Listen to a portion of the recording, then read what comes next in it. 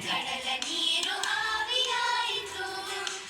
ಆವಿಯಾಗಿ ನೆಲದ ಕಡೆಗೆ ಬೀಸಿ ಬಂದಿತು, ಆವಿಯಾಗಿ ನೆಲದ ಕಡೆಗೆ ಬೀಸಿ ಬಂದಿತು, ಆವಿಯಾಗಿ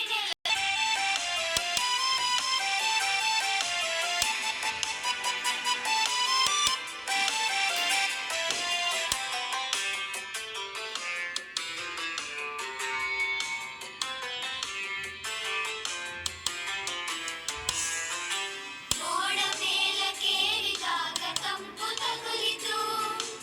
ಆವಿ ತಣಿದು ಭಾರವಾಗಿ ಕುಸಿಯತೊಡಗಿತು,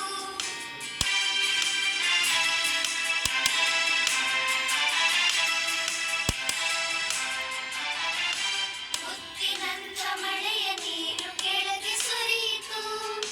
ಕೆರೆಯು ತೊರೆಯು ಹಳ್ಳ ಹೊಳೆಯು ತುಂಬಿ ಹರಿಯಿತು,